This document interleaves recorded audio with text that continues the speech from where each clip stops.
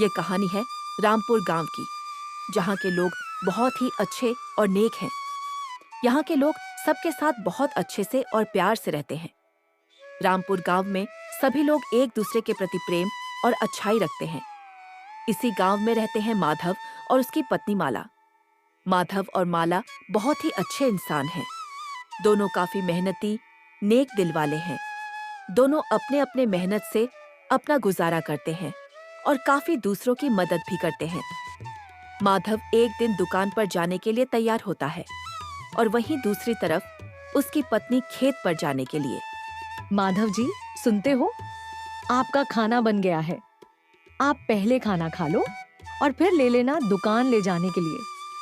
आप जल्दी से जाइए, दुकान खोलने का समय होता जा रहा है। हाँ, आ रहा हूँ। भाग्यवान, इतना भी क्या जल्दी है? अब बोलो, क्या हुआ? क्यों इतना परेशान हो रही हो? चलो जल्दी से दो, मैं दुकान के लिए अब निकलता हूँ। हाँ लो, और सुनो, मैं भी साथ चलती हूँ। घर का कुछ सामान लाना है और जंगल से कुछ लकड़ी भी ले आऊंगी आग जलाने के लिए।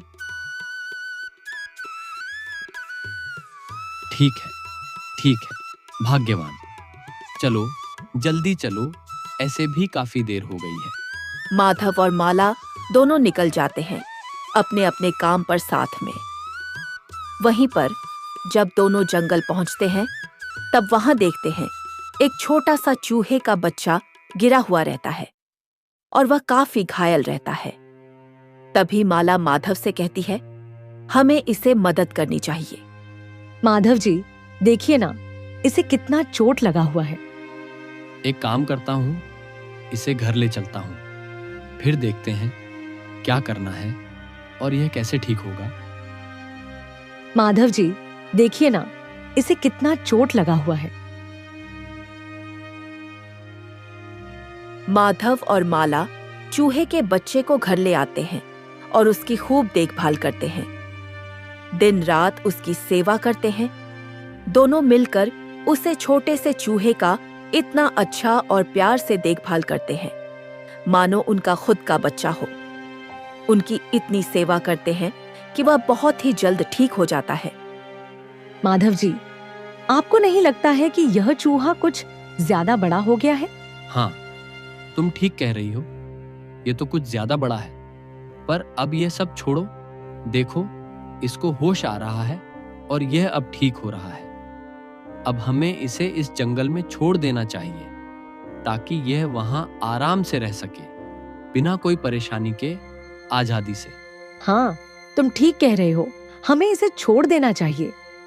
अच्छा, पर कुछ दिन और रुको और देखो क्या होता है।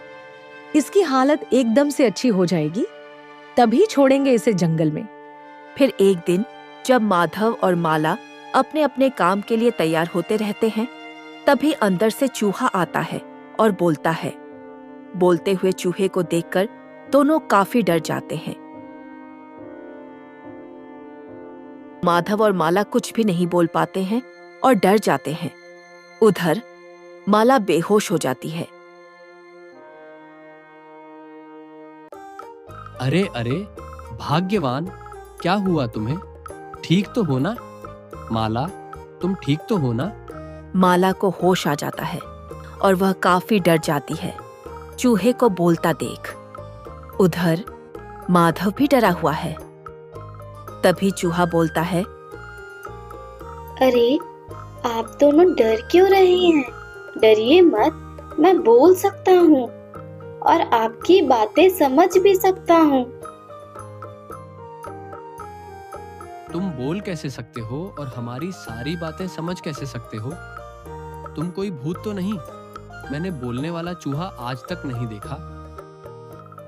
हाँ, मैं बोल सकता हूँ, आपकी ही तरह। मैं आपकी ही तरह हूँ। मुझसे डरिए मत, मैं आपकी काफी इज्जत करता हूँ। आप दोनों ने मेरी जान बचाई है। मैं आपका आभार जिंदगी भर नहीं चुका सकता। अब आप दोनों जो बोलिएगा मैं वही करूँगा। अच्छा, क्या मैं आपके साथ रह सकता हूँ?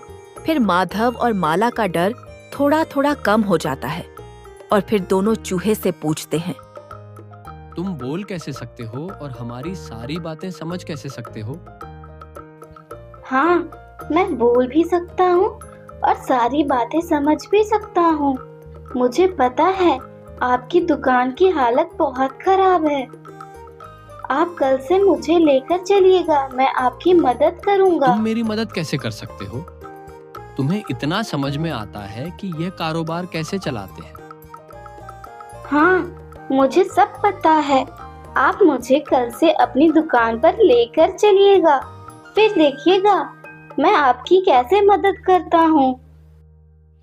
दूसरे दिन माधव चूहे को सुबह सुबह अपने साथ दुकान पर लेकर चला जाता है और जो भी ग्राहक दुकान पर आता है उसे चूहे ध्यान से देखता रहता है। शाम हो जाती है और चूहा कुछ भी नहीं बोलता, वह बस सबको एकटक देखता रहता है। माधव यह इंतजार में रहता है कि शायद अब वह कुछ बताएं तो उसकी दुकान की हालत अच्छी हो, पर चूहा ऐसा कुछ भी नहीं करता है। तब माधव गुस्से में आकर चूहे से बोलता है, तुमने यही मेरी मदद की है? यही तुम्हारा दिमाग बहुत तेज है? तुमने आज ऐसा कुछ भी नहीं किया जिससे मेरी दुकान की हालत ठीक हो सके। बस चुपचाप बैठकर एकटक देखते रहे। हाँ, देख ली तुम्हारी बुद्धिमानी आज मैंने। अरे, नाराज क्यों होते हो? मैंने कैसे कुछ नहीं किया। चलो घर चलो, सब कुछ बताता हूँ, नाराज मत हो। माधव और चूहा दुकान से चले जाते हैं और माधव उदास होकर सोचते सोचते घर पहुंच जाता है।